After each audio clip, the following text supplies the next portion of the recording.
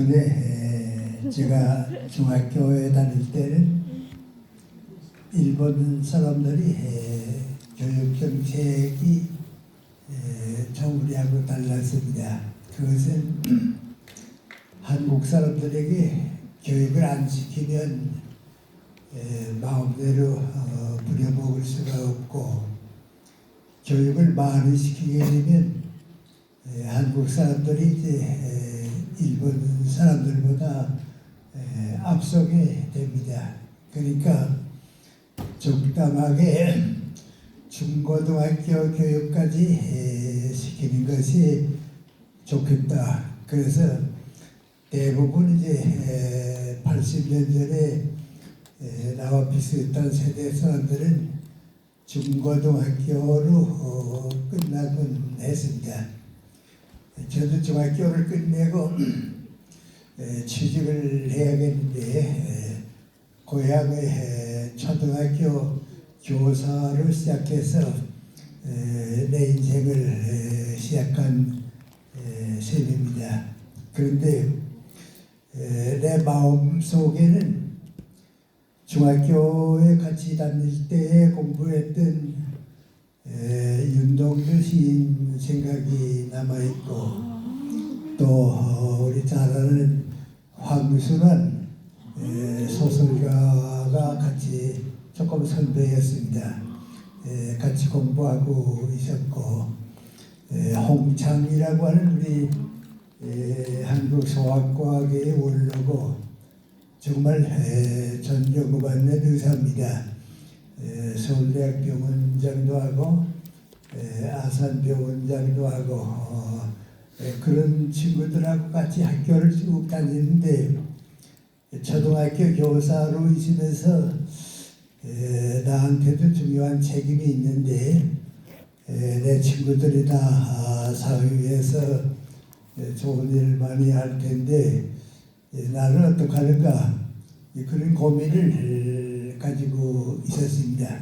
그런데 제가 17살 났을 때에 도산 안창호 선생님이 우리 고향에 오셔서 강연도 해주시고 일요일 오전에 설교도 해주셨는데, 그분의 강연과 설교를 들으면서 나도 이 다음에 철학 공부를 해서 좀 정신적 지도자가 될 수 없을까, 그런 꿈을 가지고 있는데, 초등학교에 너무 오래 교사로 있을 수는 없고, 옛날엔 딱 가난했지만은 우리 집은 정말 가난했습니다. 집을 떠날 수도 없고, 근데 고맙게도 우리 어머님이 나한테 하시는 말씀이, 우리나라 시골 사람들이 농사 지어 먹고 사는데 농사 짓는 사람들은 굶어 죽는 법은 없다고, 내가 동생들 데리고 어떻게든지 살아갈 테니까 너는 공부하고 싶으면 고학을 해서라도 대학에 가봐라. 그래서 이제 일본에 갔습니다. 가서 좀 여러 가지 고생을 좀 많이 했습니다. 예를 들어 말하면 신문 배달도 좀 해보고요, 또 무슨 집도 좀 지는 거 해보고, 식당에서 웨이터 노릇도 좀 많이 하고, 그러면서도 내가 내 인격과 지식은 갖춰야겠으니까 공부를 끝냈는데, 해방이 평양에서 맞이했습니다. 해방을 맞이하고, 북한에서는 교육을 한다 하는 것은 얼음판에 씨를 뿌리는 것 같아서 교육을 할 수가 없습니다. 그리고 또 대학을 나온 사람이 북한에 산다 하는 것은 공산주의자가 되든가 아니면 공산주의를 반대하든가, 그 두 가지 가운데 하나는 하게 되어 있습니다. 대학 나온 사람이 나 조용히 교육돼 있으면 괜찮다 하는 게 허락이 안 됩니다. 그래서 이제 작은 중고등학교를 하나 만들고 거기서 교장 책임을 맡았다가 학교 일을 도와준 이사장이 먼저 교회 장로님을 꾸려서 잡혀가고요. 이제 나도 여기서는 교육도 할 수 없지만은 동공산주의자가 안 되는 한 신변이 위험하니까 탈북을 해서 이제 서울에 왔습니다. 그 이제 제가 27살 때입니다. 그때 서울 와서 처음 이제 교육계 투신한 곳이 서울의 중앙중고등학교인데 그 학교에서 7년 동안 교사 생활을 했습니다. 그런데 이 기간에도 제게 꼭 두 가지는 내 책임인데, 첫째는 민관이 내가 가지고 있는 지식이 긴 사회를 역사를 살아가는 동안에 손색이 없을 정도로 지식을 갖춰야겠다. 그 생각이 하나 있고요.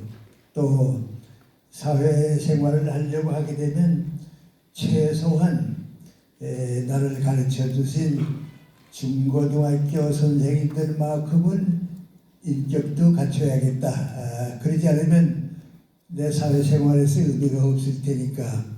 그래서 인격을 갖추는 일, 또 지식을 찾는 일, 그 중학교 있을 때도 항상 노력을 했습니다.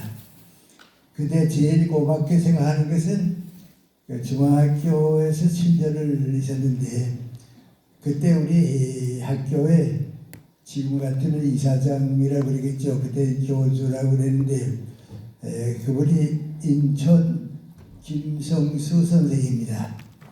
근데 아실 분은 다 잘 아십니다만은 해방되기 이전부터 고려대학을 이끌어온 분이고 중학교를 이끌어왔고 또 동아일보를 설립했고 경성구방직을 창업해서 우리나라 근대사회에 정말 훌륭하고 좋은 분입니다. 근데 그분은 제가 7년 모시고 있는 동안에 우리가 인격을 갖춘다 하는 것은 인간관계의 모범이 되는 겁니다. 정치를 하든지 기업을 하든지 교육을 하든지 인간관계를 어떻게 이끌어가는가, 그게 인격을 갖추는 길인데 그분에게서 정말 많이 배웠습니다. 아마 그 점에서는 우리 근대사의 모범이 될 분이 아닌가 그렇게 생각합니다. 고려대학의 김성식 교수님이라고 역사학을 전공한 분인데 그분도 나보고 하는 말이 무관히 인천 선생이 살아계실 때에는 야당이 분열할 일이 없다가 언제나 하나로 합치곤 했는데 인천 선생이 돌아가신 다음에는 야당이 한 번도 합쳐보지 못했다고. 그만큼 그분의 그 인간관계가 훌륭했습니다. 그때 제가 인간적으로 사회생활을 하는데 그 인간관계에 대해서 많이 배웠습니다. 몇 가지만 말씀드리면 첫째는 민관이 내가 이제부터 긴 인생을 살아가는 동안에 어떤 직장과 사회에 살더니 절대로 아첨하는 사람은 되지 말자. 윗사람한테 가서 아첨하는 일, 또 내가 지도자가 되면 내 밑에는 절대로 아첨하는 사람은 두지 말자. 이승만 박사가 바로 그걸 실패했기 때문에 우리 건국의 아버지라고 불리우실 분인데도 불구하고 실패한 것이 그 아첨하는 사람들을 항상 옆에 두었기 때문입니다. 그 다음에 두 번째는 우리가 직장 생활이나 사회생활 하든지 언제나 선의의 경쟁이 있습니다. 일생 동안 경쟁하는 인생이라고 봐도 좋을 정도로 경쟁하는데 선의의 경쟁은 하지만은 이기적인 경쟁은 하지 말자. 나보다 유능한 사람을 끌어내고 내가 올라간다든지 또 좋은 사람을 흉본다든지 나를 위해서 다른 사람에게 해치는 일, 이기적인 경쟁은 하지 말자. 그럼 어떡하는가? 나보다 훌륭한 사람, 나보다 유능한 사람이 있으면 밀어주고 나는 나대로 최선을 다하면 되니까 선의의 경쟁을 전체를 위해서 좀 남을 섬겨보자 말이죠. 나보다 좋은 사람을 추천하면서 살아보자. 그 두 번째입니다. 세 번째 제가 배운 걸 뭐니 직장이나 사회생활 할 때 절대로 편가르기는 하지 말라. 사람이 한번 편가르기를 해서 한쪽에 붙게 되면 앞을 모릅니다. 그래서 앞밖에는 일어나는 길이 없습니다. 그래서 이 세 가지는 내가 사는 동안, 사회생활하는 동안에 꼭 지켜야겠다. 그리고 인천 선생한테서 제일 배운 걸 누구하니? 나보다 유능한 사람이 있으면 도와주자, 밀어드리자. 그걸 하는 사람이 사회와 직장과 국가를 위해서 마지막 가서는 지도자가 되고 존경을 받게 됩니다. 이제 그걸 배웠습니다. 그리고 이제 한 7년 있다가 한국 전쟁이 끝나게 됐을 때에 제가 좀 고민이 생겼습니다. 그 고민 무관히 교육은 중고등학교 교육이 가장 좋은 때입니다. 그런 학생들이 선생을 닮아가고 인격적으로도 배우고 좋은데 대학에 가게 되면 지식은 전달합니다. 그러나 중고등학교 그 어린 학생들을 키우는 것만큼 교육의 성과를 얻기가 어렵습니다.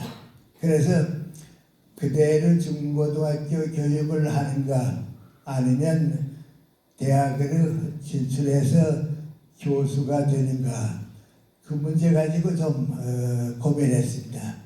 그러면 내가 과연 대학 교수가 될 수 있을까 그 문제입니다.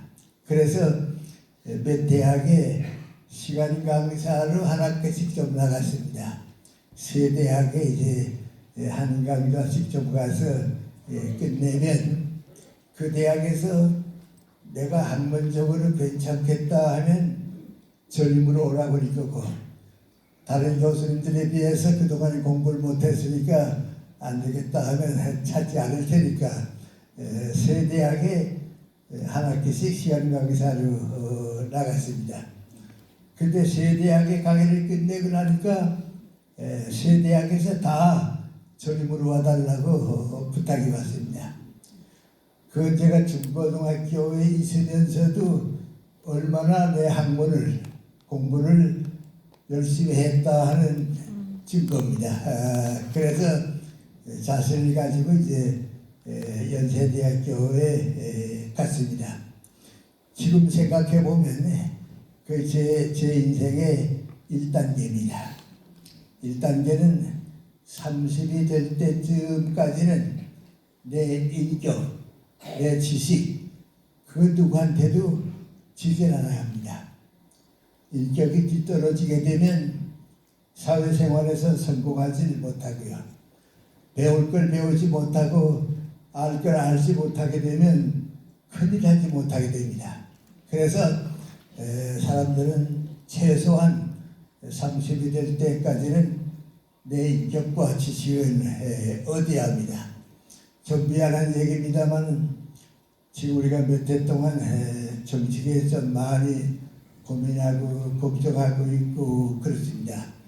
근데 가장 밑에 깔려있는 게 누구하니 세계 시민적 사고방식과 가치관이 없는 사람들이 정치하니까 다른 나라하고 경쟁했을 때 언제나 뒤떨어지게 되는 겁니다.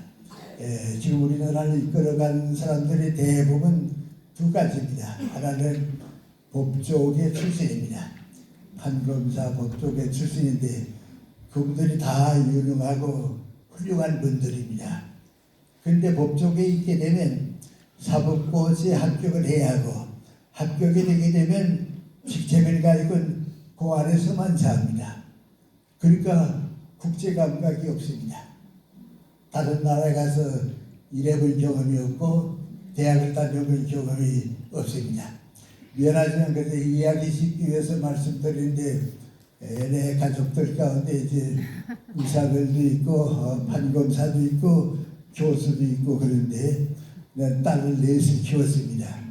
내 딸 넷이 그 가운데 둘째 딸이 남편이 판사입니다. 근데 다른 가족들하고 쭉 비워보니까 남편이 판사이기 때문에 외국에 나가본 길이 없습니다.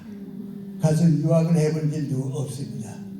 그러니까 내 둘째 딸이 가만히 보니까 안 되겠다 말이죠. 그래서 방학만 되게 되면 외국에 여행을 가는 걸 봤습니다. 그걸 왜 가는 거 하니 내 남편을 다 대학 나온 오빠나 이제 누나들이라든지 또 대학이나 외국 가서 공부한 사람들이 다인데 남편은 법조계 판사가 되니까 외국의 경험이 없습니다. 그래서 고민하는 걸 보고서요. 이제 그런 사람들이 지금 우리나라를 쭉 이끌어가니까 국제 감각이 없습니다. 그 다음에 이제 우리 정치를 지금 이끌어가는 사람들이 운동권 출신들입니다. 이 운동권 출신들이 제가 대학에 있으면서 제일 마음 아프게 생각했는데 공부를 안 했습니다. 운동권만 돼가지고서 뭐 그냥 취업을 하기도 하고 열심히 뛰긴 했지만은 공부를 안 했습니다. 그래서 저는 내 제자들이 다 그분들이기 때문에 항상 뭐라기는 거 아니 플라톤이라고 하는 옛날 그리스의 철학자가 있었는데 그 사람이 한 말이 뭔고 하니 지도자가 무식하면 국민을 불행해진다고 했다. 지도자가 알 걸 알지 못하면 국민을 불행해질 수밖에 없습니다. 그래서 그 철학자는 뭐라기는 거 아니 지도자가의 무식은 지도자가 공부하는 것은 죄악이라고 그랬습니다. 그러니까 공부하라고 말이죠. 공부에 앞서지 못하면 운동권 가지고는 되지 않는다고 말이죠. 그래 우리가 지금 누구 잘못이라고 얘기하는 건 아닙니다. 저도 그 가운데 이제 제자들이 키우는 선생이니까 책임이 있는데요. 그래서 공부하는 것과 인격을 키우는 것 그것은 30대까지는 가장 소중한 과제입니다. 그리고 제가 이제 30대 중반에 연세대학에 가서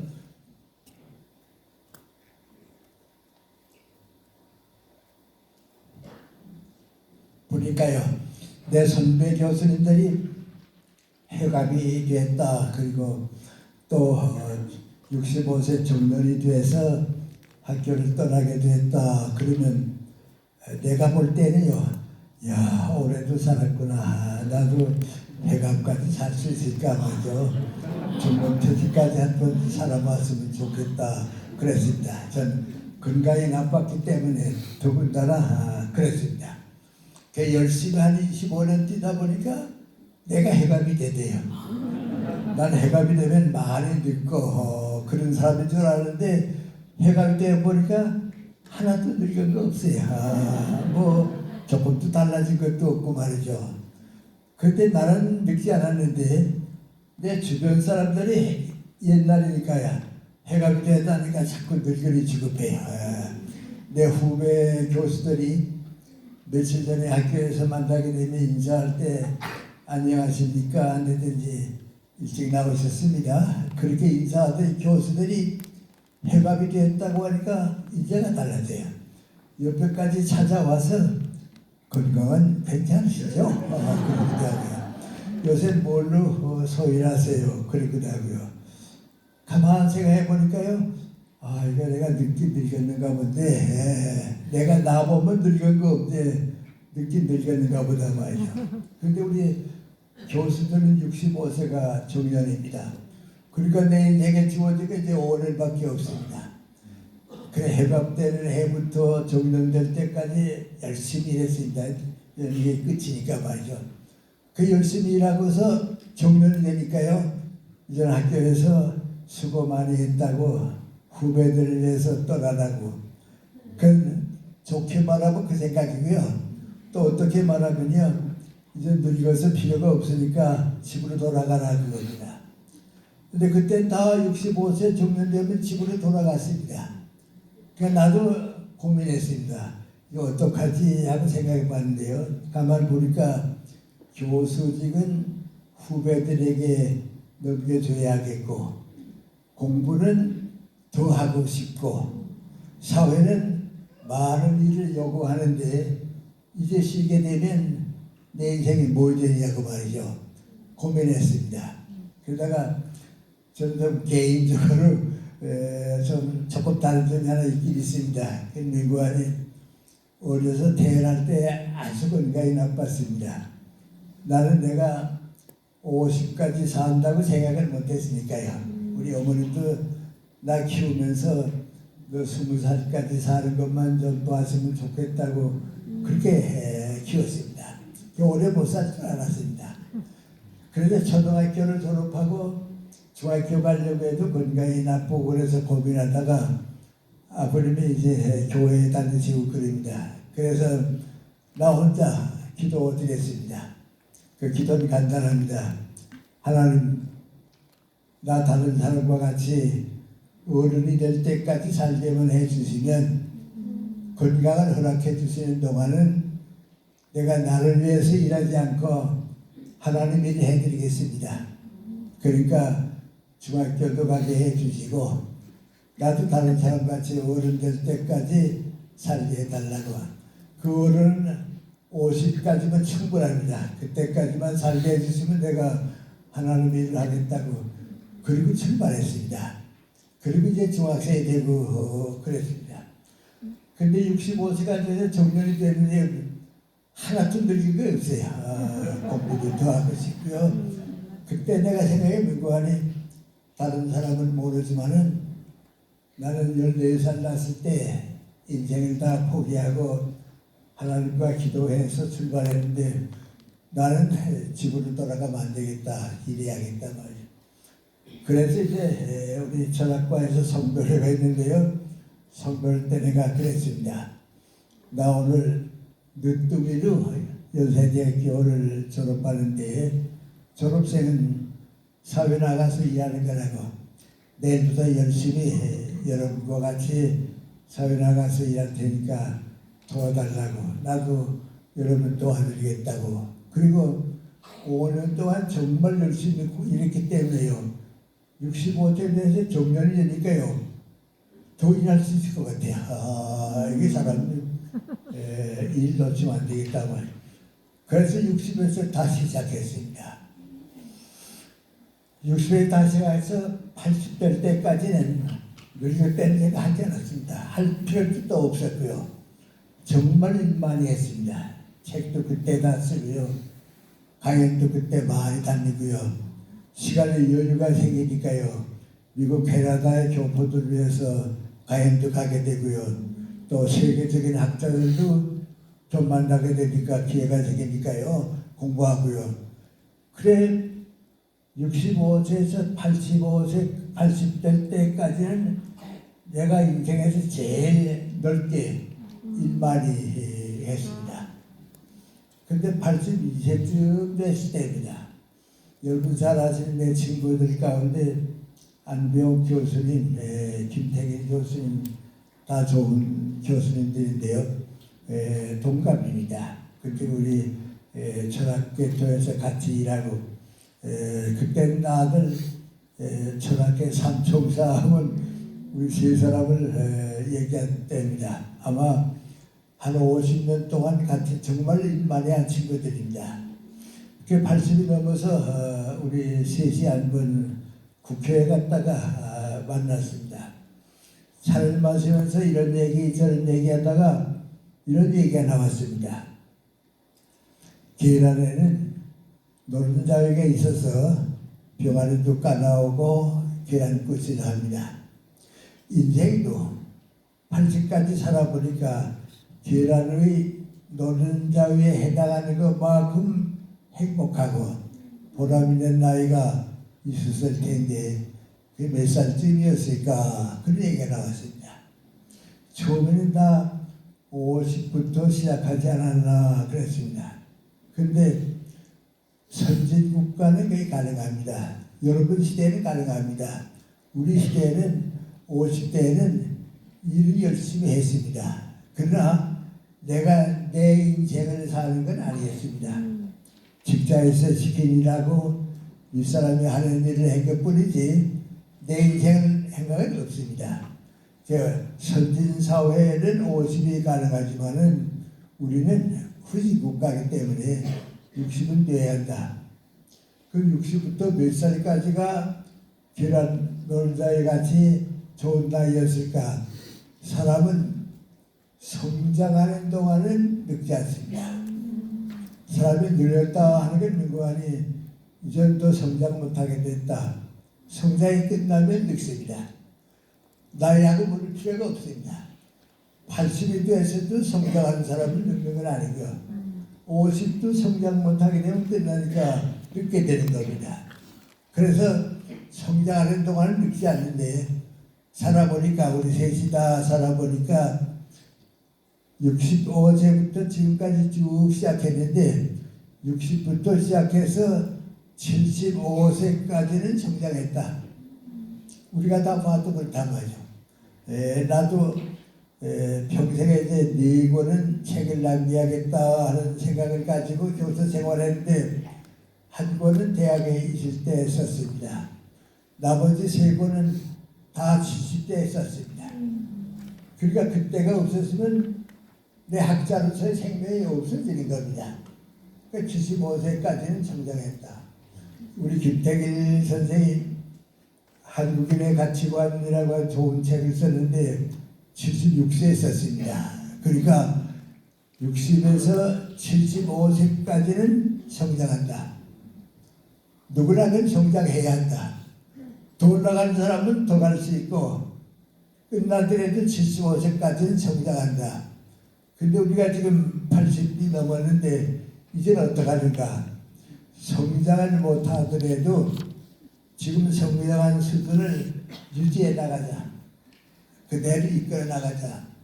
몇 살까지 이끌어갈 수 있을까? 우리 셋이 이런 생각 저런 생각 다 하다가 90까지 가보자. 90까지 어디 가볼 연장해보자. 그리고 시작했습니다. 그런데 그때 올라가서 80까지 올라가서 90까지 연장했는데 다 90까지 갔습니다. 김태길 선생 90이 되면서 세상 떠났는데요. 세상 떠나기 몇 달 전까지도 쭉 일했습니다. 안병욱 선생은 93세에 돌아가셨는데요. 92세에 마지막 텔레비전에 나와서 얘기하는 거 보니까 그때도 나라 걱정하세요. 자기 걱정 없고 우리 나라 걱정을 많이 하고 그래요. 나도 90이 됐는데요. 이제 늙은 틀림없는 것 같은데 이제는 90까지 왔단 말이죠. 그 두 분은 그걸로 끝나고 나보다 먼저 갔습니다. 근데 내가 90이 되니까요. 내가 나보고 한 말이 뭐하니 이제 늙었다. 이제 뭐 할 수 없으니까 이제 늙었으니까 주어진 일이나 조용히 끝내고 이런 인생을 마무리하자 말이죠. 그 주어진 인생을 좀 끝내야겠다 말이죠. 그래서 주어진 책도 있고요. 또 출판사하고 계약도 있고요. 뭐 강연도 이렇게 계속해 나가고 그런데 끝내고 나가려고 생각하는데 일이 끝내야지 않고 자꾸 더 생겨요. 그러니까 또 하고 또 하다 보니까 95세가 되대요. 이제 95세가 되니까요. 내가 얼마나 늙었나 하고 생각해 보니까요. 90대하고 지금하고 똑같은데 늙은 건 내 몸에 늙었어요. 내 몸이 따라오지 못해요. 병원에 자주 가야 하고 말이죠. 뭐 이렇게 걷는 것도 좀 힘들고요. 근데 95세까지 가서는 뭐하니 이제는 할 수 없다 말이죠. 몸에 못 따라오니까 이제 마무리해야겠다 그랬습니다. 근데 97세가 됐을 때입니다. 조선일보에 보니까요. 근면에 우리나라에서 제일 좋은 책을 쓴 사람들, 좋은 문장을 남겨준 사람들 10사람을 뽑아서 발표를 했어요. 근데 거기에 내가 들어가 있어요. 다른 사람들은 다 70대 초반까지는 끝났는데 나만 97세인데 거기에 끼었어요. 그 왜 끼었나고 가만 생각해 보니까요. 내가 쓴 책 가운데도 문장은 옛날 게 좋아요. 지금은 못 따라가요. 효용사도 그때가 풍부했고요. 감정도 풍부했고요. 독자하고 대화도 되고 그랬는데, 그러니까 이제는 걸면 안 되는데 사상은 내가 앞섰어요. 그 9사람하고 쭉 비벼보니까 미안합니다. 이 사람들보다 내가 사상은 앞섰다 말이죠. 그러니까 거기 끼는 겁니다. 그 내가 다시 한번 나보고 얘기합니다. 너 안 늙겠다. 남이 인정해 주는데 왜 늙었다고 생각하냐고 말이죠. 괜찮다. 그러니까 그때 내가 느끼니까 인관이 몸은 할 수 없지만 우리 정신은 전체를 늙는 게 아니다. 그 내가 잘못 생각해서 늙었다고 생각하지.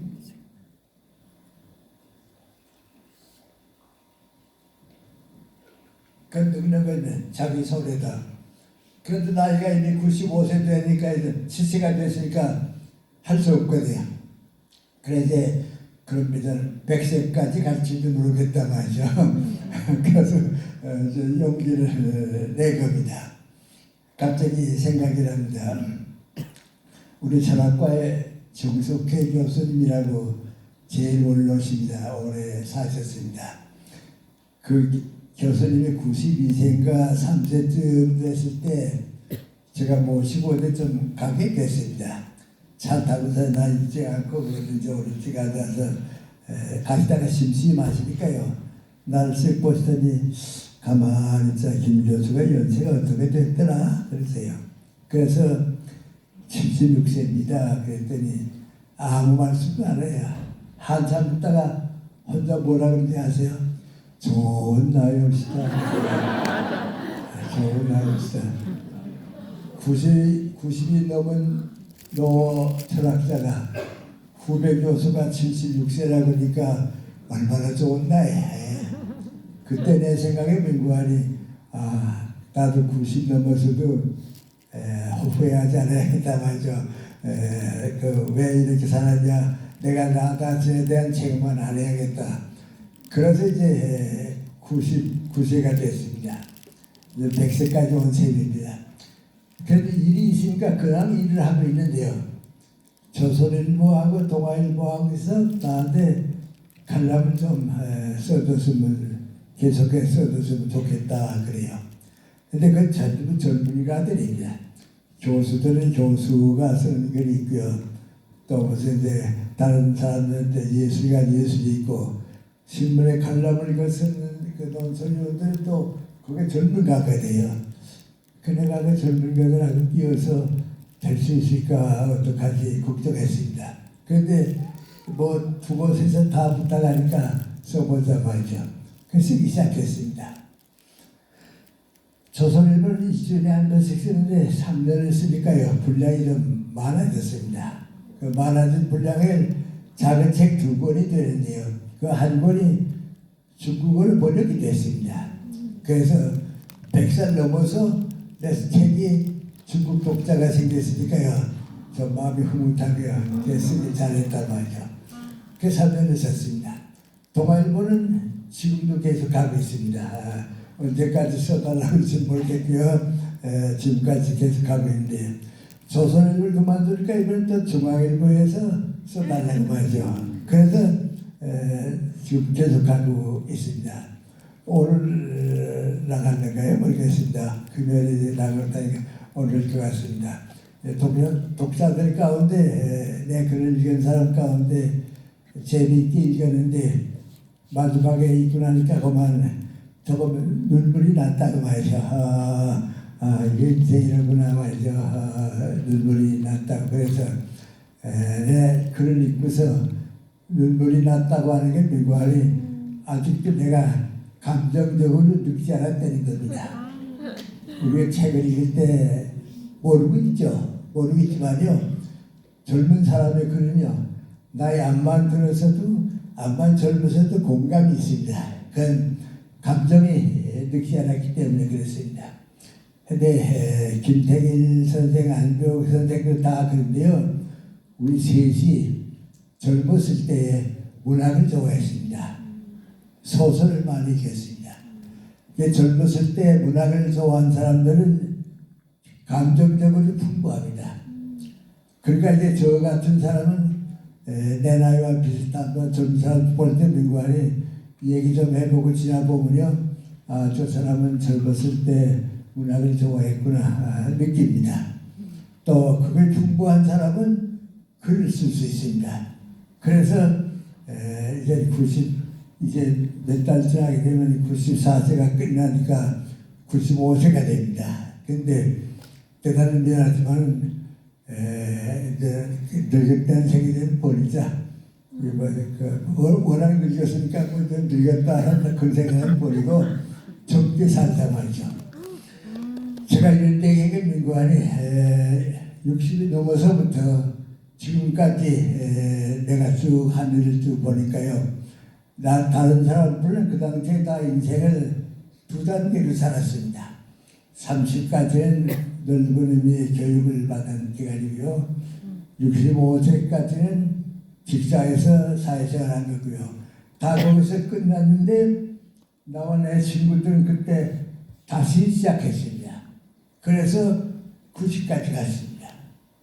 그러니까 인생 세 단계를 한 겁니다.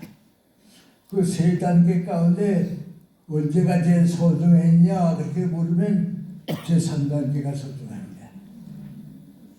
만약에 나 자신에게 이제 누가 물어봅니다. 선생님은 몇 살에서 몇 살까지가 제일 좋았습니까? 그러면 60에서 80까지야 그럽니다. 그때 제일 많은 일을 해서 사회에 남겨뒀습니다. 그게 없었으면 내 인생도 없어질 겁니다.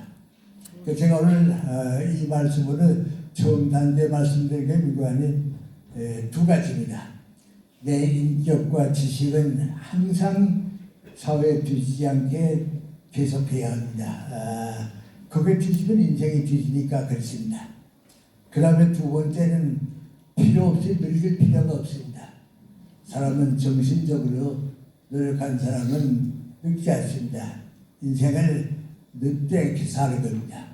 그리고 내가 이제 쭉 살아보니까요. 이제 여러분 단계는 이제 나하고 또 다르습니다. 4년 전에 청와대에서 나한테 무슨 100세가 됐다고 선물을 보낸다고 그래요. 그래서 무슨 선물이 올려는가 해서 기다리고 있는데 성에 선물이 왔어요. 지폐가 왔어요. 지폐가 왔어요. 그 지폐에 무슨 설명이 붙어 있었는 거 아니? 조선 왕조 때에는 임금님이 전국에서 오래 산 사람들을 표창해서 지폐를 보내는데 80이래요. 그때 80 되는 사람이 그렇게 적었거든요. 근데 지금 80은 너무 많으니까요. 안 돼요. 지금 100살에 온 거예요. 근데 2100년부터는 100살 가지고는 안 될게요. 120세 될게요. 그러니까 여러분은 이제부터 다 인생을 세 단계로 살 시대를 사는 겁니다. 그 안 살면 손해예요. 인생을 세 단계로 사는데 세 번째 단계가 행복하고 보람있게 산다는 것을 생각하면 내 인생이 아직도 멀구나 말이죠. 젊게 오래 일하는 겁니다. 그래서 난 지금도 아마 여러분 중 사시다 보면 80쯤 되게 되면 내가 늙었나 물어볼 수 있을 것 같아요. 근데 이제 90쯤 돼야 이제 내가 늙을 것 같다 그런 때가 올 거예요. 그러니까 우리 사는 의미를 많이 좀 바꿀 수 있고요. 세 단계 인생을 살아야 합니다. 그런데 제가 이런 얘기하게 되면요, 그럴 것 같다, 아마 그런 생각을 해야겠다. 그런데 우리 옆에 일본 사람들은 한 50년 전부터 사회적으로 그 문제가 생겼습니다. 일본이 지금 세계에서 제일 장수하는 나라입니다. 제일 평균 수명이 긴 나라인데요. 50년 전에 일본 사람들은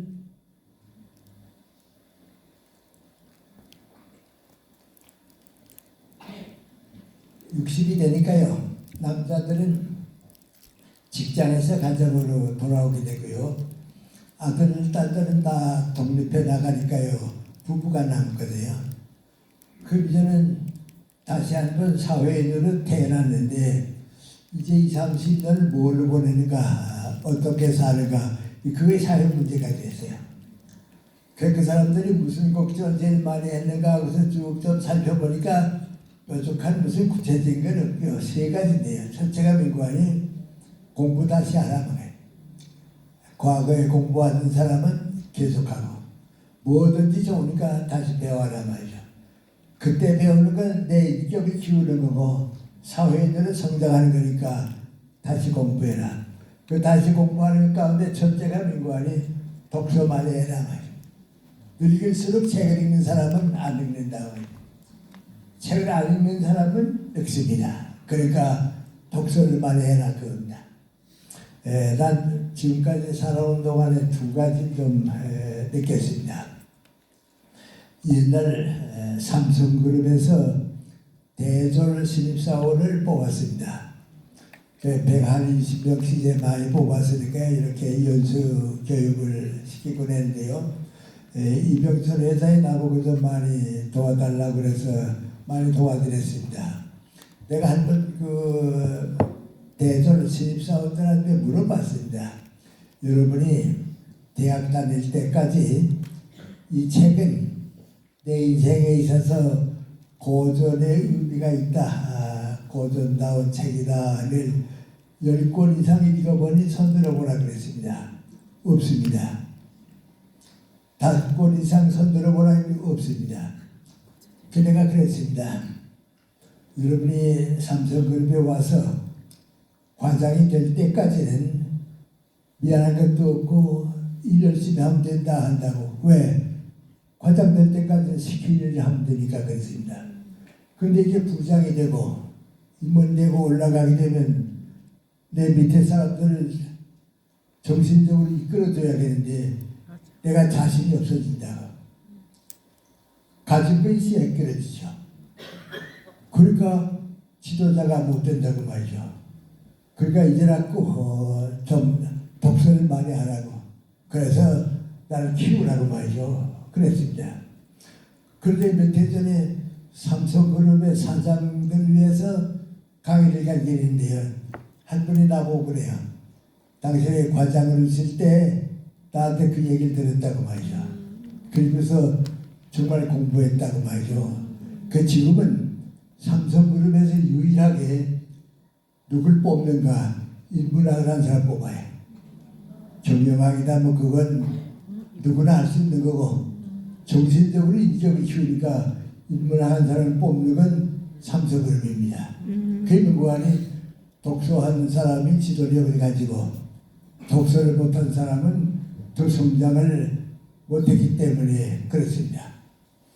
저는 좀 미안한 얘기입니다만 두 번째 얘기도 해서 좋을지 모르겠습니다. 요새 우리 국회의원들이 말 많이 합니다. 국회를 말 싸움 하는 거니까 말 많이 하는데요. 저 이렇게 쓱 들어보면요. 아, 저 사람은 저는 독서 안 했구나 말이죠. 저런 얘기할 바에는 차라리 국회 도서관에 가서 책이랑 따로 읽었으면 안 될 텐데 말이죠. 두 가지로 나타납니다. 뭡니까? 인격의 결함이 있습니다. 저런 사람은 지도자가 되면 안 되겠다 말. 그 인격의 결함이 있습니다. 두 번째 민관이 알 걸 모릅니다. 다 남들은 알고 있는데 모릅니다. 그러니까 지도자가 된다고 하는 것은 공부하는 겁니다. 일본 사람들의 첫째가 그겁니다. 두 번째가 민관이 절대로 놀지 말아라 그겁니다. 사람은 일을 놓치게 되면 인생이 끝납니다. 그러니까 수입이 있다 없다 그걸 물어보지 말고 무슨 일이든지 할 수 있는 일을 해라 말이죠. 할 수 있는 일을 하는 동안은 나는 성장하지만 안 하게 되면 고독을 느끼고 외로워지게 되고요. 사회에서 버림받습니다. 전 연세대학교 있었기 때문에 세브란스병원에 갔는데요. 그 주부님들이 와서 몇 시간째 봉사하십니다. 근데 와서 그 봉사하시는 분들이 피곤한 것 같지만요. 다 행복합니다. 그 안 하고 집에만 있는 주부님들이 빨리 듣고요. 인간적으로 아는 사람이 없어지고 생활이 좁아진다. 그 이해합니다. 여러분 혹시 여행하시다가 일본에 가보세요. 쭉 건너다니면 보면요. 도시에 가든지 농촌에 가든지 우리하고 좀 다르다 느낍니다. 문관이. 늙은데 놀지 않습니다. 다 일하고 있습니다.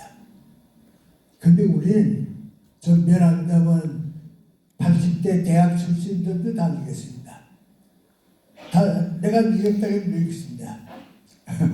저도 미안한 얘기 따먹고 하는데요. 김동일 교수님이 장수 클럽이라고 하는 걸 만들었습니다. 80대 넘은 지도자들이 이제 우리가 늙었으니까 우리끼리 좀 모이자 해서 만든 게 장수 클럽입니다. 장관 지한 분, 사장 지한 분, 뭐 다 성공하는 분들입니다. 근데 내가 김동일 교수보다 8년 나이가 많습니다. 그러니까 계속해서 나한테 전화 걸면 좀 나오라고 말이죠. 좀 나오라고 그래요. 나도 또 내가 선배인데 나가봐야지 하다가 한 번 나가봤습니다.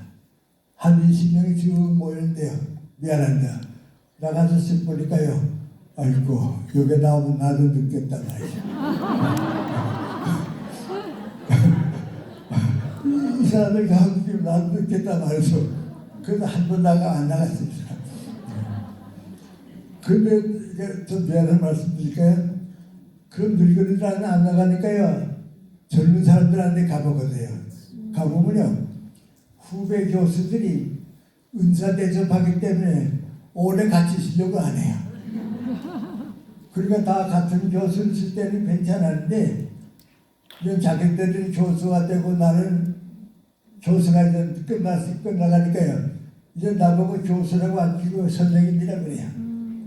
그리고 잠깐씩 만나는 걸 좋아하는데 오래 같이 있는 걸 좋아 안 해요.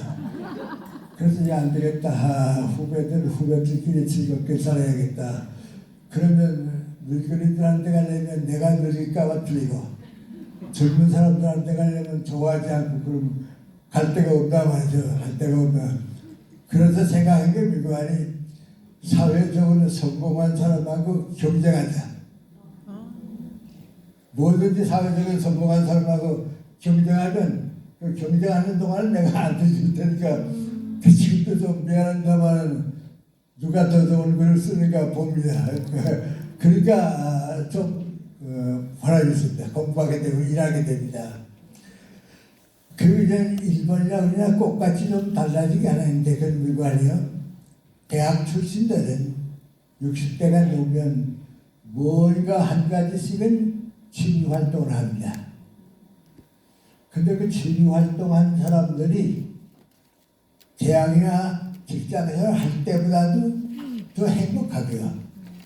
더 성공하는 애가 있고 그래요. 그래서 난 여러분도 늙었다고 생각할 때마다 뭔가 한 가지씩 하세요. 내가 하고 싶은 일 합니다. 한 3년 전이니까요. 고려대학 정치학과의 한배호 교수가 나한테 전화 걸었어요. 고등학교 때 내 제자입니다. 그 전화를 걸어서 하는 말이 뭔가 선생님 우리 같은 반에 이건이라고 애자 이름 가진 학생이 있었는데 기억나세요? 그래요. 그래서 그 키 작은 친구 말이지 그랬더니 예 그래요. 기억한다고. 키가 너무 작아서 기억하는데 언제나 키 작아서 일본에 앉았거든요. 그래서 나보다는 많이 작죠. 그래서 기억한다고 그랬더니 제가 둘이 함께 인사드리러 가겠습니다. 그래요. 오라고 말이죠. 왔어요. 근데 둘이 같이 왔는데 여전히 키가 작고 그래요. 그 온 목적은 누구하니 그 이건군이 63세에 공직에서 떠나고 앞으로 한 20년 남은 시간을 뭘로 보내지 하고 생각하다가 뭐 한 가지 해야겠다.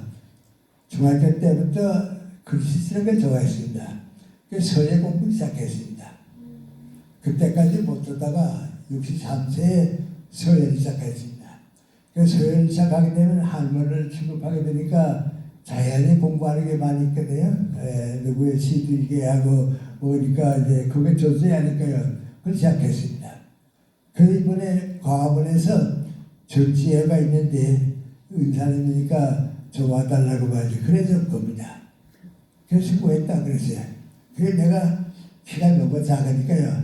가만히 그 나이 몇 살이었던가 그랬습니다. 그랬더니 선생님 저도 90입니다. 그래요. 미안합니다. 저도 90입니다. 그래요. 그 친구는 90이 될 때까지 말이죠. 몇십 년 서열했으니까 지금 서열을 가되고 그랬습니다. 그 뭐든지 나 자신의 인생을 채워가는 거, 그게 인생을 삼는 대로 사는 겁니다. 그 다음에 이제 여러분에게 이제 직접 해당되는 거 아닌가 하지만 더 말씀을 드리겠는데요.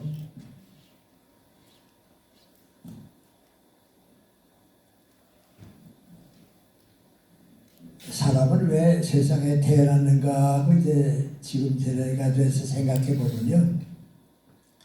나를 위해서는 성장하기 위해서야. 인격의 완성을 위해서. 사회적으로는 일하기 위해서 태어난 거예요. 근데 그 일에 대한 가치관, 사람을 왜 일을 하는가, 그 생각을 대체 안 해요. 그래서 다른 사람들이 이렇게 사니까 나도 이렇게 살고 또 이렇게 살다 보면 세월이 가고 그래 끝나는데 한 번쯤은 내가 왜 일을 하는가 물어봐야 합니다. 그 물어보고 대답을 얻는 사람은 인생이 즐겁고 보람인데요. 그걸 못하는 사람은 억지로 일하다가 시간 끝나는 때가 있고 그렇습니다. 그 일에 대한 가치관이라고 하는 게 무엇을 말하는가? 역시 오늘도 제가 제 얘기를 좀 자연히 많이 하게 되니까 그런데요. 저는 가난하게 쭉 살았습니다. 정말 가난하게 쭉 살았는데요. 그래도 제일 그 가난 때문에 고통받은 건 연세대학교에 가서 한 2년 반 동안 그때가 제일 좀 힘들었습니다. 뭐 누구 다른 사회 탓은 아니고 내가 내 생활이기 때문에 말씀드리는데 그때는 우리 모두가요 아들 딸 가리지 말고 둘 만나서 잘 키우자 그런 때요. 가족교육이라고 할까요? 그 운동이 이제 활발하던 때요. 근데 저는 애들 6을 키웠습니다. 그러니까 조금 그 당시에 조금 창피하기도 하고요. 좀 6 키울 때는 다들 칭찬하는 사람보다도 걱정하는 사람이 좀 많고 이제 그랬습니다. 그리고 6.25 전쟁 끝내고 나니까요. 어머님이 북쪽에 계시다가 동생들 데리고 이제 왔는데 그 두 동생은 고등학교 대학 갈 나이입니다. 그러니까 내가 연세대학교 혼자 봉급을 받아가지고 부양가족은 10명씩 응대입니다. 근데 더 어려운 건 누구하니 중학교 교감으로 있을 때는 사택이 있었습니다. 그러니까 집은 있었는데 부산 피난 생활을 쭉 갔다 올라오고 보니까 집도 없습니다. 그래서 참 어려움을 많이 겪었습니다. 그렇게 시작을 하고 나니까요. 수입이 목적입니다. 돈이 있어야 사니까요. 수입이 목적입니다. 우리 교수들은 부수입을 올린다는 건 이제 다른 대학에 시간 강사로 가는 겁니다. 그 여러 대학에 시간 강사로 나가고 내 평생에서 건강을 해쳐서 극소한 때 바로 그때입니다. 건강을 해칠 정도로 좀 고생을 많이 했습니다. 근데 한 2년 동안 고생하고 나니까요. 한 대학에서 나한테 제안해 왔습니다. 선생님 연세대학교하고 우리 대학만 강의를 나가시고 다른 대학에 나가시지 않으면 전임대우를 해드리겠으니까 좀 우리 대학하고만 계약할 수 없냐고 말이죠. 고맙게 생각 그렇게 하겠다고 말이죠. 그래서 두 대학을 이제 나가니까요. 좀 편안해지고요. 안정이 됐습니다. 그 이제는 수입 때문에 돈 때문에 일하는 걸 이제는 피했습니다. 고생을 안 하고요. 좀 한 단계 넘어선 겁니다.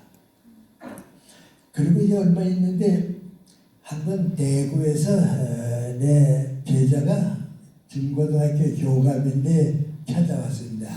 찾아올 목적은 이번 토요일 오후에 대구의 중고등학교 선생님들이 한 600여 명 모이는데 기념 강연을 내가 해줬으면 좋겠다고 교장회의에서 결정이 됐습니다. 그 내가 제자기 때문에 가서 꼭 모셔오도록 하라고 해서 온 겁니다. 내가 그 얘기 듣고서 가만히 보니까 가긴 가서 도와줘야겠는데 내가 같은 시간 삼성그룹에 강연에 약속이 돼 있다고, 그러니까 내가 좀 더 좋은 강사를 소개해 주면 어떨까 그랬습니다. 그랬더니 그건 제 책임은 아니고요. 제가 빈손으로 돌아가야죠. 아주 실망해가지고 표대해요. 그 내 마음속에 두 가지가 있는데요. 어느 일이 중하냐.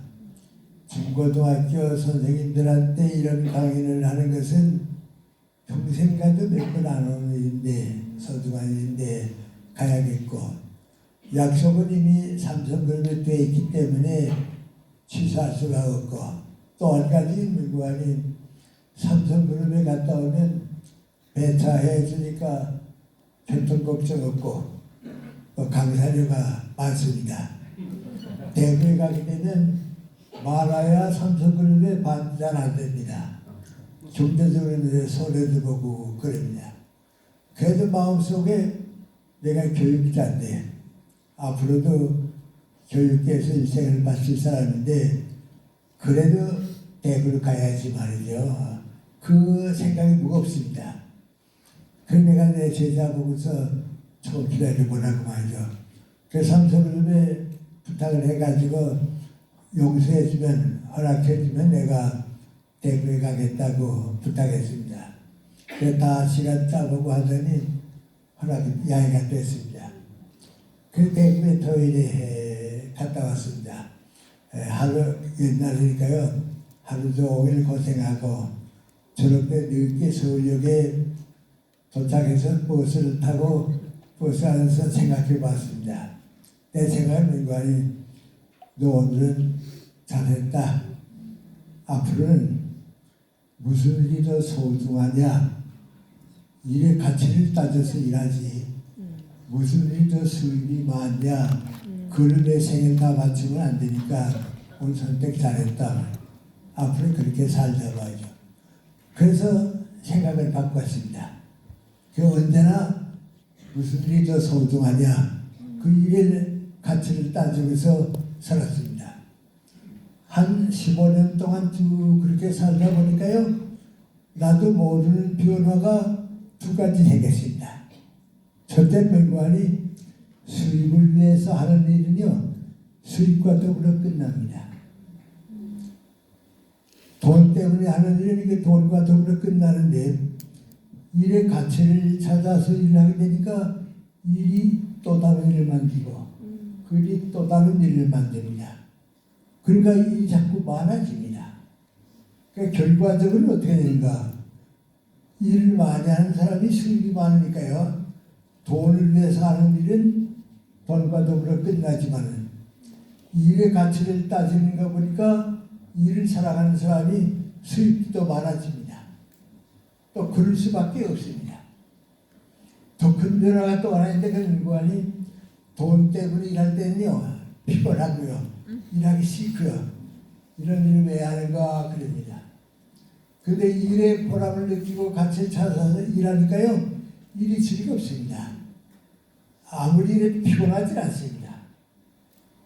일을 사랑하는 사람이 행복하다 하는 건 그때 느꼈습니다. 난 요새 우리 노동조합이 많이 활동하고 이제 그런데요. 그 노동조합 책임자들에게 하고 싶은 얘기가 있습니다. 그 누구와인 정말 일을 사랑하는 사람은 노동조합 하라고. 그러나 일 덜하고 수입을 많이 올리기 위해서 공짜로 살겠다고 하려면 노동조합 하지 말라고. 나이 들게 되면 그 사람이 인생을 후회한다고 말이죠. 일을 사랑하는 사람이 행복하지 일 안 하고서 행복하다는 법은 없다고 말이죠. 그 두 가지 변화가 왔습니다. 그러니까 나이 들면서 인생이 보람 있고요, 활기차고요, 살 의미가 있고 그렇습니다. 그 다음에 80쯤 됐습니다. 80쯤 되고 나니까요, 또 다른 생각이 들어왔습니다. 그 물관이요, 아주 쉽게 설명하면 이런 생각입니다.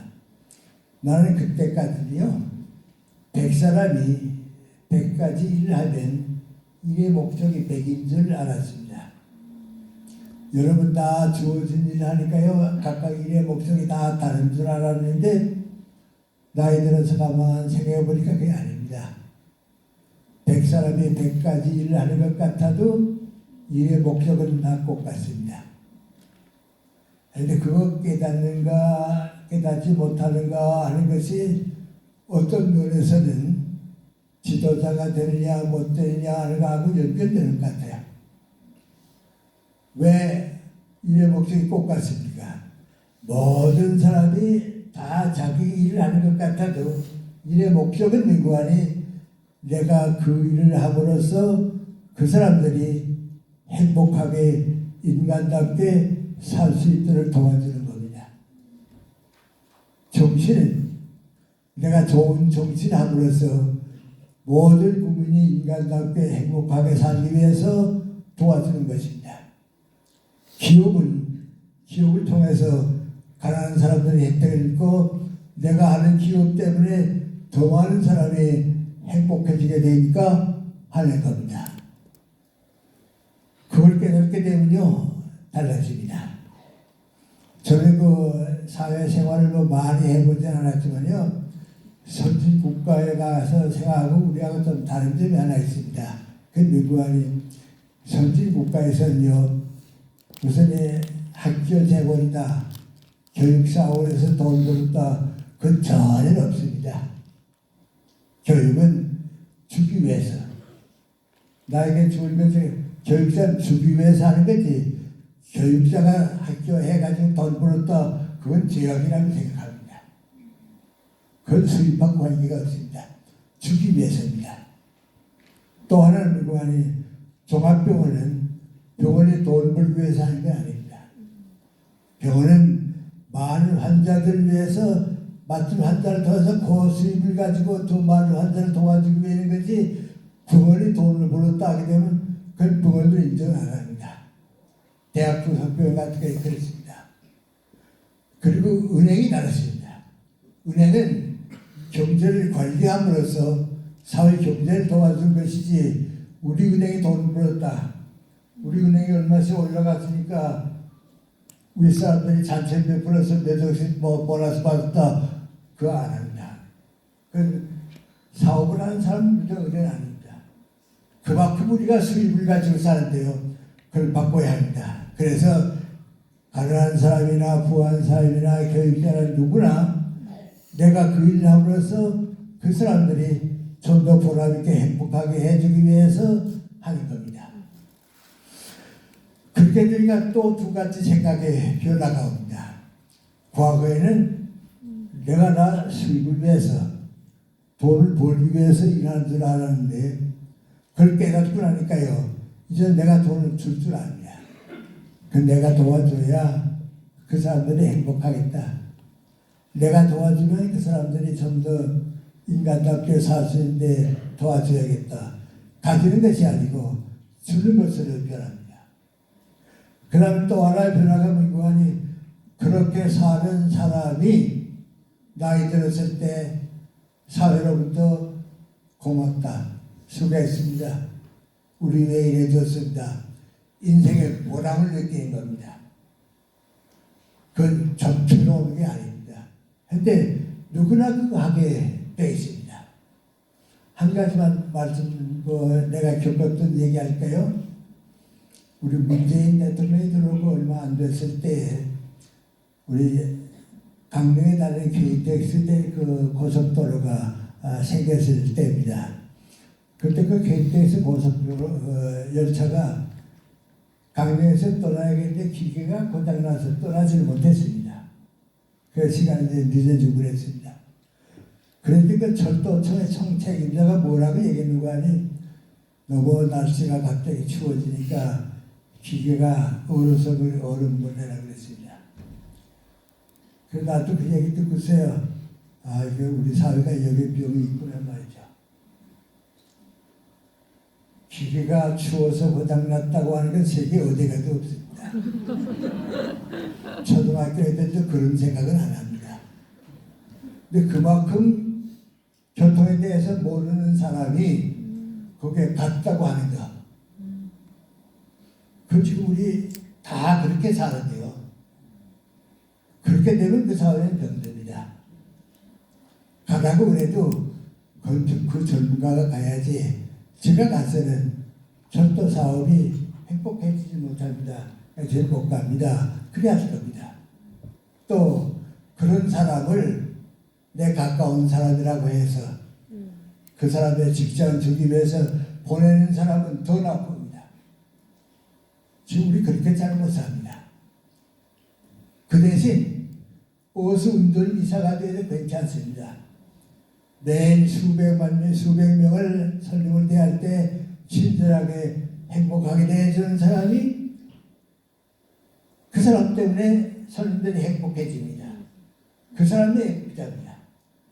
그러니까 일을 누가 하는가? 나 때문에 더 많은 사람이 행복해지고 보람을 느껴서 오는 겁니다.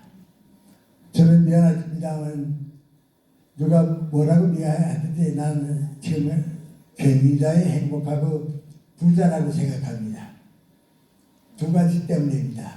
절대 명관이 나만큼 많은 제자를 키운 사람이 없습니다. 어디 갔든지 다 직접 간접 제자들입니다. 다 고맙다고 그럽니다. 그만큼 많은 사람이 나한테 고맙다고 인사하는 것을 보면 나만큼 행복한 사람은 없습니다. 몇 해 전에 내 제자가 사회적으로 좋은 일을 좀 많이 했습니다. 그래서 우리 대학에서 표창을 받게 됐습니다. 내 제자입니다. 내가 축하해주러 가야겠다 해서 갔습니다. 간데 내 제자가 앉아있다가 나부터 뛰어오더니 마발의 꽃을 뺏겨서 그런쪽은 안 내주는 겁니다. 오늘은 당신이 축하받는 날인데 나한테 나오지 말라고 미안하다고 말이죠. 그랬습니다. 시기 다 이제 끝나고 난 다른 제자들하고 좀 얘기다 보니까 남아있고 그 제자는 먼저 가게 됐습니다. 그래서 나한테 오더니 내가 잘 못 듣겠으니 나이 많으니까요. 선생님 내 얘기 잘 들리세요? 그래요. 잘 들려. 그랬더니 제가요 선생님 마바디 콧대에요 봉투지 하나 넣어드렸습니다. 용돈을 좀 많이 드리고 싶었는데 기회가 없었는데 오늘 선생님 배울 것 같아서 봉투지 하나 넣었으니까요 허물 말고 부끄럽지만 좀 기쁘게 써주세요. 그리고서 갔습니다. 근데 그 제자가 상을 받고서 고맙게 인사하면서 하는 말이 뭔지 아십니까? 대학을 졸업하고 사회 나와서 여러 가지 일을 많이 했는데 때때로 어려운 때도 있고 고통스러운 때가 있었다고. 그때는 우리 선생님인 김영석 교수님 같으면 뭐라고 얘기하실까 어떻게 하라고 그러실까 그걸 보고서 판단하고 살아왔다고 말이죠. 그래서 오늘 제가 상을 받게 된 것은 내가 잘난 것이 아니고 우리 선생님 같은 은사님들 때문에 오늘 내가 있다고 말이죠. 그 인사했습니다. 근데 그 제자가 그 고마운 마음을 표시할 길이 없으니까 이제 봉투를 넣어준 겁니다. 집에 와서 보니까 두발 봉투인데요. 용돈 쓰라고 넣어준 겁니다. 나 혼자 속으로요. 사람이 별게 아니라 어렸을 때는 세뱃돈 받는 데도 살고 90이 넘으면 용돈 받는 데도 살고 대부분의 90 넘으면 수입이 없으니까 용돈 받는 데도 살고 그 인생이라고 남아있어. 그리고 느끼는 게 민구아니 내가 내 제자들을 사랑한 것보다는 내 제자들이 나를 더 사랑했구나 말이죠. 지금 많이 느낍니다. 내가 내 제자들을 사랑한 것보다는 내 제자들이 나를 더 사랑했습니다. 그러니까 내가 제일 행복합니다. 제일 행복합니다. 그리고 이제는 내가 누구한테 도움을 받지 않고요, 조그만 남을 도와줄 수 있었으면 하는 생각하니까 주는 사람은 주자고요, 가난한 사람은 말아도 가난한 겁니다. 며칠 전에 내가 좀 돈이 필요해졌습니다. 한 절반은 내가 도와줄 수 있는데 한 절반은 너무 부담이 되고 걱정하고 있는데 누가 나보고 자기 좀 도와줬으면 좋겠다고 그래요. 그럼 내가 당신을 도와줄 테니까 나 좀 도와달라고 말이죠. 내가 이런 사정인데 우리 반반 해서 좀 보내라고 했더니 그러자고 말이죠. 그 보냈습니다. 얼마 있다 거기서 나한테도 고맙다는 인사 편지가 오고요, 그 사람한테 편지가 갔습니다. 그분이 나보고 하는 말입니다. 선생님, 저는요 얼마 안 되는 돈을 선생님과 함께 보내고 그렇게 고맙다는 인사는 처음 받아봤습니다. 그렇게 행복해졌습니다. 그래요. 그 인생입니다. 그 인생입니다. 근데 그 인생이 힘든 건 아닙니다. 그래서 결론으로 말씀드리면서요, 도움이 됐으면 좋겠습니다. 여러 해 전에 내가 어느 지방대학에서 상을 좀 받게 됐습니다. 그 상을 받으면 이제 고급 인사를 해야 하는 거예요. 그 인사할 시간이 됐는데 거기 대학이니까 교수님들도 계시고 의과대학의 의사님들도 오시고 그랬습니다. 그래서 제가 인사하면서 그랬습니다. 상을 주기로 결정했다고 하니까 받았다고. 그런데 암만 생각해도 나의 상 받을 자격은 없다고. 나보다 훌륭한 사람도 많이 있고 나는 무슨 뚜렷한 직책을 맡은 일도 없고 또 다른 사람을 위해서 큰일 하는 것도 없고 받을 자격이 없다고. 그래도 받기를 받았다고 말이죠. 상 받을 그래도 뭐 하나 조건이 있어야겠는데 하고 생각해 보니까 꼭 하나가 있다고. 그게 뭔가 하니 오래 사시느라고 고생 많이 하셨습니다. 그걸 아마 주는 것 같다고. 그렇다면 내가 받겠다고 말이죠.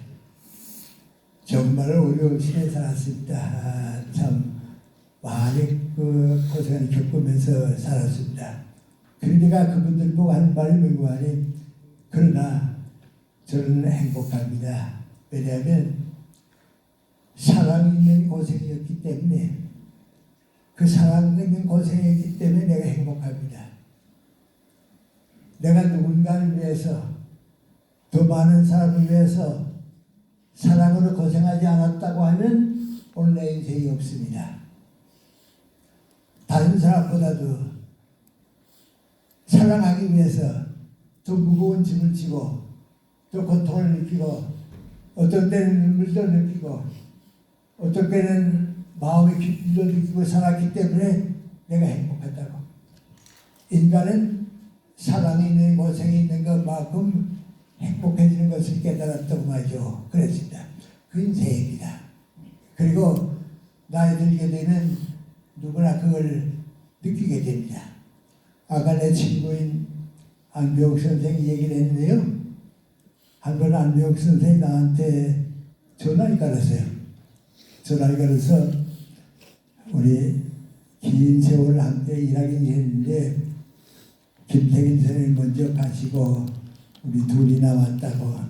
근데 나 요새 이런 생각 저런 생각 좀 많이 해보는데 암만 생각해도 마지막에 김선생이 아마 혼자 남을 것 같아. 그래서 내가 이런 얘기 한 번쯤은 해야겠다 하면서 전화를 걸었다고 그래요. 내가 건강이 좋지 않으세요? 그랬습니다. 그랬더니 건강이 아니고 그때 생각해 보니까 아무래도 김선생이 혼자 남을 것 같아서 전화 걸었다고 세 가지 얘기를 합니다. 그 세 가지의 마지막 얘기가 뭔고 하니 김선생은 우리들보다 정신력이 강하니까 우리가 남겨놓은 일 전부 다 마무리해 줬으면 좋겠다고. 그내 친구의 요원입니다. 함께 일했는데 우리를 먼저 갔으니까 혼자 남아서 미안하다고 그래도 나 마무리해달라고 그랬습니다. 그 전화를 받고 얼마 안 돼서 충청북도 영동의 강연을 갔습니다. 이렇게 강연을 다 끝내고 저 피곤하고 그러니까 옆에 휴게실에 가서 저 쉬려고 이렇게 눈을 감고 있는데 누가 노크네요. 들어오세요. 그랬더니 70대 후반쯤 돼 보이는 아마 지방의 유지겠죠. 한 분이 들어오더니 선생님 피곤하실 텐데요. 제가 한 5분만 인사드리고 가겠습니다. 그래요. 앉으시라고 말이죠. 앉았습니다. 처음 얘기가 민관이 안병 선생님 건강은 어떠신가요? 그래요. 요새 건강이 좋지 못해서 병중에 계시다고. 워낙 고령이시니까 그러시겠죠. 그래도 선생님께 건강하셔서 우리 고장까지 오셔서 강연해 주셨는데요. 강연을 다 듣고서 돌아가다 생각해 보니까 내가 오늘 선생님한테 고맙다 감사하다 인사를 못하게 되면 다시는 기회가 없을 것 같다. 그래서 잠깐 인사드리려고 들어왔습니다. 그랬더니 선생님 저희들이 젊었을 때 참 사는 게 힘들었습니다. 경제 문제보다도 희망을 잃어버리고 살았습니다. 그때 안병 선생님과 두 분 선생님이 계셔서 방송도 해주시고 강연도 해주시고 책도 써주시고 그걸 우리가 살았습니다. 그래서 저는요 그분 얘기를 해서요 하나님께서 우리가 너무 불쌍하니까 두 분 선생님을 보내주셨구나 그렇게 생각하고 지났습니다. 선생님 그동안 수고 너무 많이 하셨고요. 정말 감사드립니다. 그리고 갔다가 돌아서더니 한 말이 민관이 안병 선생님 뵙게 되면요 고맙다고 좀 꼭 인사해 주세요. 그래 맞습니다. 전 지금도 그 잊지 못하는 게 민관이 보람있게 사랑 있는 모습을 스스로 겪었던 사람은 뭐 유명해졌다 뭐 부해 그게 아닙니다. 많은 사람이 고맙습니다. 감사합니다. 우리 위해 수고해 주셨는데요. 감사드립니다. 그 인사 받는 사람입니다. 그 사람보다 더 귀한 사람이 없습니다. 근데 그건 누구나 할 수 있는 겁니다. 우리 마음의 준비에서 누구나 할 수 있는 겁니다. 그날 여러분에게 세 가지 말씀드렸는데요. 내 인격과 지식을 끝까지 키워주는 게 책임이고요. 나 늙었다고 생각하지 말고요. 우리 정신은 능력이 아닙니다. 보람있게 사회를 위해서 일하고요. 마지막으로 민구하니 나 때문에 행복해지는 사람이 많이 생기고 고맙고 감사하는 인사를 받을 수 있었으면 난 참 행복하겠다. 내 인생에 보람있겠다. 그런 마음을 함께 느껴주시고요. 새 출발해 주시기를 바랍니다. 그것이 제가 오늘 여러분과 같이 가진 시간에 우리 마음을 같이 했던 또 마음의 조용한 좀 약속이 돼서 우리 모두 우리 주변 사람들을 행복하게 해 주시는데 동참해 주시기 바랍니다. 고맙습니다. 네, 이 시간 함께 이렇게 뜨겁게 끼리 박수로 교수님께 감사의 말씀 표현해주시면 감사하겠습니다. 네, 교수님 그대로 앉아 계시게 되면 자리에 착석해 주시길 바랍니다. 네, 교수님 그대로 앉아 계시도 되십니다. 네, 저희 잠깐 이 강의에 대한 소감 발표를 짧게 좀 듣고 단체 사진을 촬영을 하려고 하는데요. 너무 많은 분들이 나오실까봐 저희가 두 분을 딱 택해서 하려고 합니다. 오늘 이 자리에 참여하신 분 중에 가장 나이가 어리신 리더님과 가장 나이가 많으신 리더님께서 한번 자리에 앞서서 소감 발표를 해주시면 좋을 것 같은데요. 먼저 가장 나이가 어리신 리더님, 나인 것 같다라고